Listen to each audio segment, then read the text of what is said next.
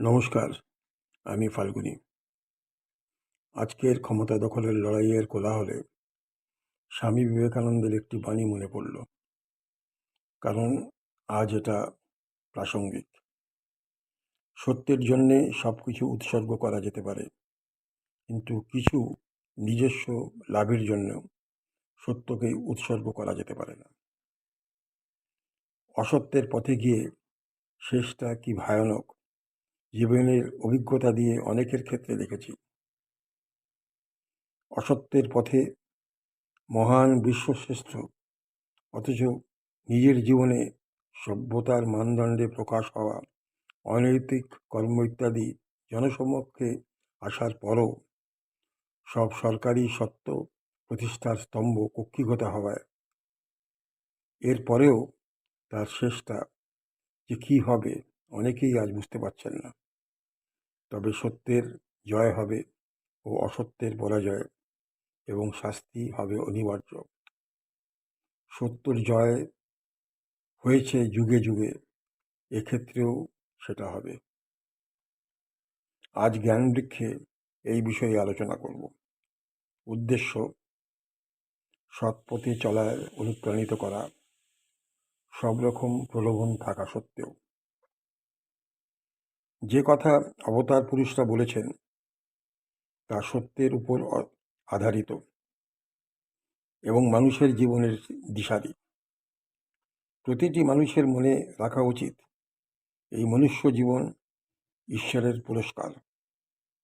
যে কোনো লোকের আত্মাকে তার ঊর্ধ্বগতি করতে গেলে মনুষ্য জন্মে সাধনার পথেই করতে হবে, এর কোনো অল্টারনেটিভ নেই। শুধু ধর্মে বিশ্বাস হলে চলবে না, ধর্মাচরণ করতে হবে। তার একটি পথ হলো সত্যবোধন, সৎ পথে চলন, সৎ চিন্তন। অসত্য হলো অধর্মাচরণ। অবতার পুরুষের কথায়, যারা সত্যের জন্যে ত্যাগ স্বীকার করেন তারা ঈশ্বরের প্রিয়। এই ত্যাগ দৈহিক সুখ সম্বন্ধীয় এবং এটা অবশ্যই তাৎক্ষণিক।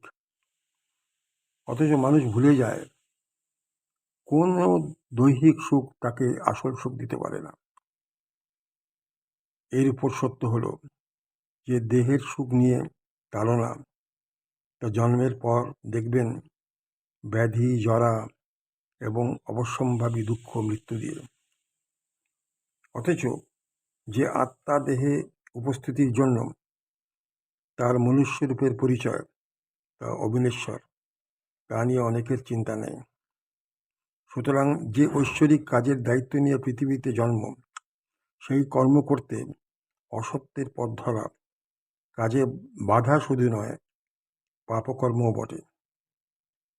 শুধু ধর্ম বিশ্বাস যথেষ্ট নয়, আসল প্রয়োজন ধর্মাচরণ, যা সত্য পথেই সম্ভব।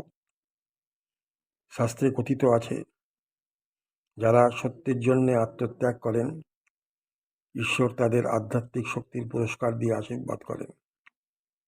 এই আশীর্বাদ হলো জীবনে প্রতিটি পদে কঠিন পরীক্ষা সহ্য করে সফল হওয়া, সাথে আধ্যাত্মিক পথে অগ্রসর হওয়া।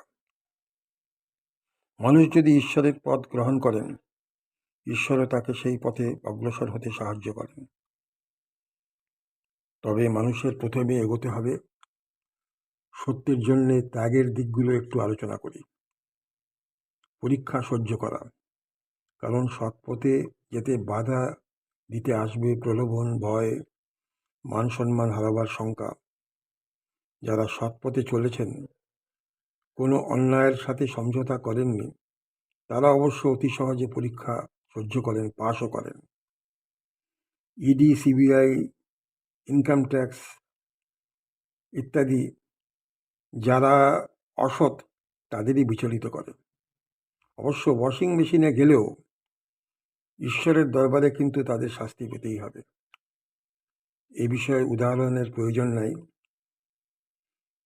যদি সাময়িক দৈহিক মাচ্ছন্দ্য আসতে পারে, তা দেখে আপনি উৎসাহিত হয়ে যান, তাহলে পরে কিন্তু দুঃখ পাবেন। উচ্চ থেকে পতন বড়ই কষ্টকর। দ্বিতীয়টা হলো ভালোবাসার জন্যে ত্যাগ। এটা সাত্ত্বিক ত্যাগ, যা মা তার পুত্রকন্যার জন্যে করেন। কিছু শুভকর্ম করতে গেলে মানুষদের পুরোটা অন্যের ঘাড়ে চাপিয়ে পুণ্য লাভ হয় না, নিজেকেও কিছু স্বার্থ ত্যাগ করতে হয়।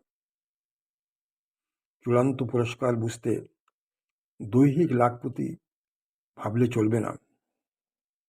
বৈষয়িক ক্ষতি করেই ঐশ্বরিক আশীর্বাদ পাওয়া যায়। যারা দান কর্ম করেন তারা তো ত্যাগ করছেন তাদের ঐশ্বর্য, কিন্তু ঐশ্বরিক পুরস্কার পান। ত্যাগ কখনো বৃথা হয় না, ঈশ্বর সেই ত্যাগীকে পুরস্কৃত করেন। সুতরাং সত্যনিষ্ঠ হতে গেলে ভয়হীন এবং উন্নত চেতা মানুষ হতে হবে। সত্যের পথে আসবে, কিন্তু সে পথে যেতে গেলে বাধা তো আসবেই। অসুরী শক্তির সাথে মোকাবিলা করতেই হবে। কম্প্রোমাইজড হয়ে নিজের স্বার্থ সিদ্ধির প্রবণতা জন্মাতেই পারে। তবে এটা মনে রাখতে হবে যে কিছু ভালো করতে গেলে কিছু বলিদান করতে হবে। দেশের স্বাধীনতার জন্যও বহু মানুষ আত্মবলিদান করেছেন। অথচ দেখবেন যারা বলিদান দিয়েছেন তাদের অসত্যের পূজারীরা সর্বদা তাদের অপমান চেষ্টা করেন। তবে এটা বুঝতে হবে যে মিথ্যা দিয়ে সত্যকে মিথ্যা তৈরি করা যায় না। অবশ্য যারা সৎপথে চলেন তাদের ওই অসুরী শক্তির হাতে একটু কষ্ট পেতেই হবে। এই কলিযুগে অসৎ মানুষের সংখ্যা কিন্তু একটু বেশি, এটা আপনাকে জানতে হবে। বারবার মিথ্যাকে বলে সত্য প্রমাণ করা যায় না। মিথ্যা মিথ্যাই থেকে যায়। মিথ্যাকে সত্য তৈরি করা যায় না গল্প দিয়ে। তাই ওইসব না ভেবে, ফেক ভিডিও না দেখে নিজের মনকে স্বচ্ছ রাখুন, স্বচ্ছ চিন্তা করুন, ঈশ্বর সাধনায় মন দিন। কাজ বা কথায় লুকোচুরি না করে খোলামেলা থাকুন। এটা সম্ভব এবং জানতেই হবে কলিযুগে। প্রশাসনিক শক্তিধররা জুমলা বলে অসত্যকে সাময়িকভাবে বলে পার পেয়ে যেতে পারেন, কিন্তু তাতে অসত্য অসত্যই থেকে যাবে এবং সত্যের জয় হবে, শুধু সময়ের অপেক্ষা। তাই অসত্যের পূজারীদের চিনুন, তাদের দ্বারা প্রভাবিত হবেন না। প্রভাবিত হবেন যারা অবতার পুরুষ, তারা কি বলেছেন তাদের কথায়। মানুষ কিন্তু অবতার পুরুষ না। সেই রকম অন্যে আপনার প্রতি ভক্তি, বিশ্বাস, এরকম মনোভাব আছে দেখে তাকে প্রতারণা করবেন না, প্রতারণার চেষ্টাও করবেন না। সাধারণত যাদের প্রচুর প্রত্যাশা অথচ নিজে সেটা অর্জন করার যোগ্যতা নেই, তারাই প্রতারণা করেন মিথ্যা বলে। আর প্রতারকরা শেষটা কিন্তু ধরা পড়ে যান, আর সেটা হয় ভয়ানক।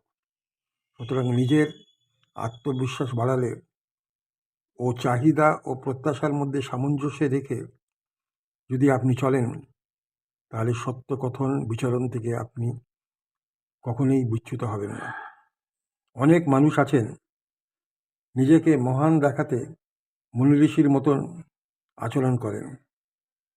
বহু বাবাজি হিন্দি বলয় দেখবেন তারা জেলে আছেন, অর্থাৎ তারা নিজেকে ধার্মিক আচরণ করতে গিয়ে অধার্মিক আচরণ করেছেন, তাই কলঙ্কময় জীবন তারা যাপন করছেন। সত্যের পথে চলুন, সত্য চলন বিভেদ সৃষ্টি করে না, মানুষে মানুষে দেবতুল্য চরিত্র গঠন করতে সাহায্য করে। সদাহাস্য প্রকৃত বন্ধু হিসাবে দেখা দেন তারা। যদি কেউ সত্যবানভাবে নিজেকে তৈরি করতে পারে, তাহলে সে সবার নির্ভরযোগ্য বন্ধু হয়, ঈশ্বরের স্নেহধন্য হয়।